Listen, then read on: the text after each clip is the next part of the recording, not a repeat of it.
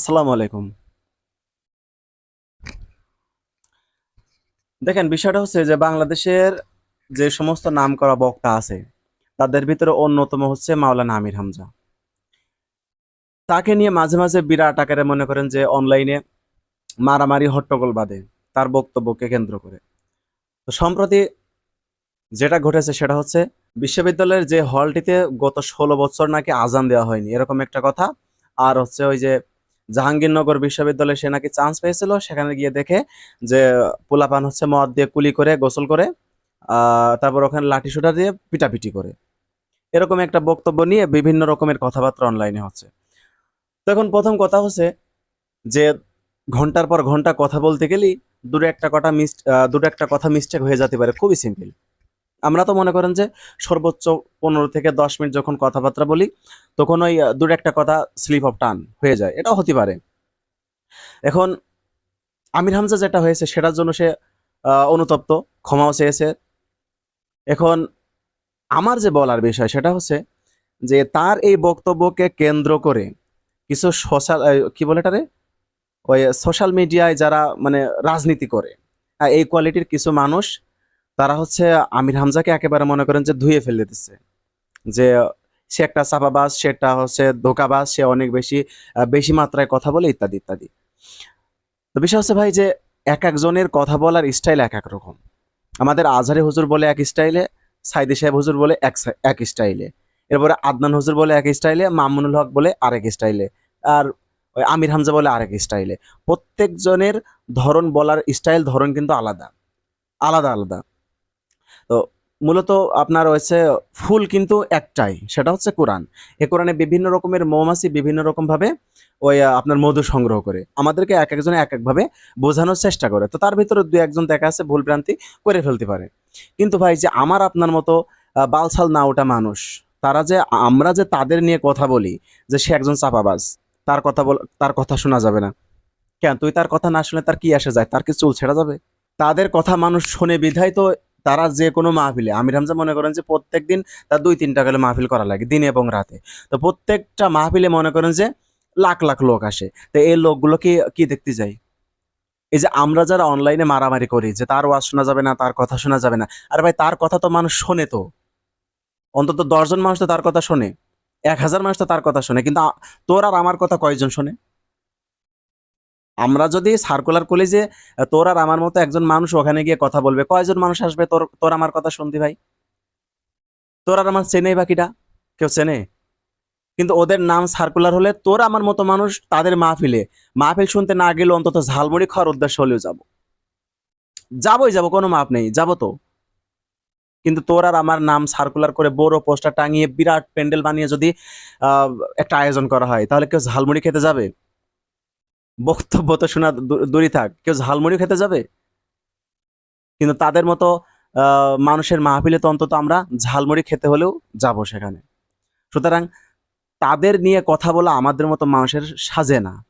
সে যে বিষয়ে কথা বলেছে তার ওই কথাটার প্রোটেক্ট করার মানুষ আছে, সেই লেভেলের মানুষ আছে, তারা সে ব্যবস্থা নেবে। কিন্তু আমার আমার আপনার মতো লোক কথা বললে তো হবে না। কারণ কি? কারণটা হচ্ছে কি যে আমাদের কথা কেউ তোলে না। সুতরাং তাদের নিয়ে কথা বলা তো ঠিক না। ভুল ভ্রান্তি দূরে একটা কথা, মানুষের মিস্টেক হতেই পারে, এটা খুব সিম্পল। তারা হুজুর মানুষ বিধায় যে তাদের কোনো ভুল থাকবে না, তারা একেবারে মানে ফ্রেশ এরকম তো কোনো কিছু না। আমাদের সমাজে একটা খুব বাজে একটা জিনিস আছে, সেটা হচ্ছে কি যে টুপি দাড়িওয়ালা একটা মানুষকে যদি আমরা কোনো রকম কোনো একটা ভুল ভ্রান্তি করতে দেখি তখন ওই লোকটারে নিয়ে কিন্তু অনেক বেশি আপনার মারামারি হয়, অনেক বেশি ট্রলের শিকার হয় সেই লোকটা। কারণ কি? কারণ ওই লোকের মুখে দাড়ি আছে, মাথায় টুপি আছে। কারণ এই লোকটা হুজুর, এ কেন অন্যায় কাজ করবে? এ সবসময় ফ্রেশ থাকবে, এ তো মানুষ, এ তো ফেরেশতা। তাদেরকে ফেরেশতার সাথে তুলনা করা হয়, তারা যেন ফেরেশতা, তারা কোনো অন্যায় করতে পারে না। তারাও একটা কবিরা গুনাহ করে ফেলতে পারে, তারা একটা হারাম খেয়ে ফেলতে পারে, তারাও যে কোনো একটা অপরাধের সাথে জড়িয়ে যেতে পারে, কারণ তারা তো মানুষ। তারা তো মানে ফেরেশতা না যে ওই ফেরেশতাদের মতো না যে তাদেরকে যে মেমোরি কার্ড সেট করে দেওয়া হবে তারা সে অনুযায়ী চলতে থাকবে। তারা এক মানে চুল পরিমাণে এদিক ওদিক হতে পারবে না, এরকমটা তো না। রোবটের মতো তো না। তাদেরকে যে নির্দেশনা দেওয়া হবে তারা সেভাবে চলবে। তারা তো মানুষ। যারা আমাদের সমাজে হুজুর, যারা আমাদের সমাজে ওই আলেম সমাজ যারা, তারাও তো মানুষ, ভুল ভ্রান্তি দোষ ত্রুটি তাদের হওয়াটাই স্বাভাবিক এবং হবে, মানুষ হিসেবে ভুল অবশ্যই হবে, সে যে কোনো লোকের। আল্লাহ বলতেছে কি, যে তোমরা সবাই হচ্ছে পাপী, কম বেশি পাপ তোমরা করবা, কিন্তু তোমাদের ওই পাপীদের ভিতরে সব থেকে শ্রেষ্ঠ হলো তারাই যারা পাপ করার পরে তাওবা করে ফিরে আসে, তারা হচ্ছে আমার কাছে শ্রেষ্ঠ।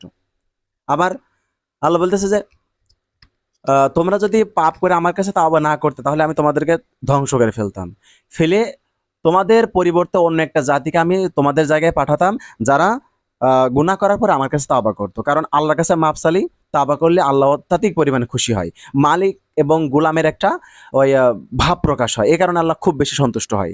কিন্তু অন্যায় করার পরে যারা ওটার উপরে দৃঢ় থাকে, আল্লাহ তাদেরকে কঠিনভাবে ঘৃণা করে।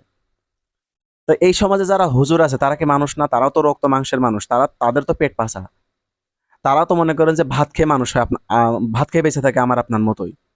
তো তারা একটা দোষ ত্রুটি করলে এমন ভাবে আমরা হাইলাইট করে মনে হয় যে দোষটা তারা কোনোভাবেই করার কথা না, তারা একেবারে ফেরেশতা, তারা হচ্ছে আপনার ওই রিমোটে তৈরি, তাদেরকে যেভাবেই দেওয়া হবে, দিক নির্দেশনা দেওয়া হবে, তারা সেভাবেই চলবে। বিষয়টা তো এরকম হয় না, তাই না?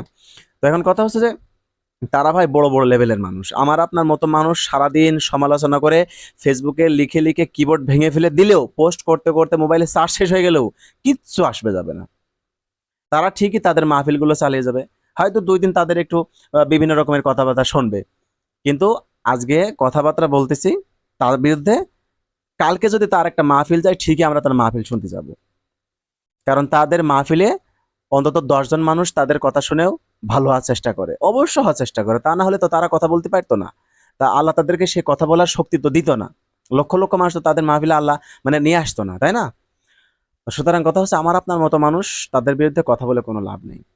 তার যদি পার্সোনালি ভালো না লাগে, একটা জিনিস কি, আমির হামজা হুজুরের কিছু কিছু কথা আসলে মানে আমরা যেটা বলি কাষ্ট মার্কা, মানে হজম হওয়া একটু কষ্ট হয়ে যায়, কেমন জানি লাগে, মানে মাধুর্যতা থাকে না। পার্সোনালি নিলাম না তার সে কথাটা, ভালো লাগলো না, দরকার তার ওয়াজে শুনলাম না, ভালো লাগলো না, কিন্তু তারে সমালোচনা করা, তাকে গালিগালাজ করা, এটা কি কোনোভাবেই যায়? যার কথা ভালো লাগবে তারটা শুনলাম, যার যার যার পার্সোনালিটি আমার কাছে পছন্দ হয় তার কথা শুনলাম। কিন্তু যার কথা শুনে 10 জন মানুষ ভালো হচ্ছে, যার কথা শুনে মানুষ একটু নামাজ কালাম পড়ার চেষ্টা করতেছে, যাদের কথা শুনে, তাদের বিরুদ্ধে আমার আপনার মতো কথা বলে, মানুষ কথা বলে তো কোনো লাভ নেই।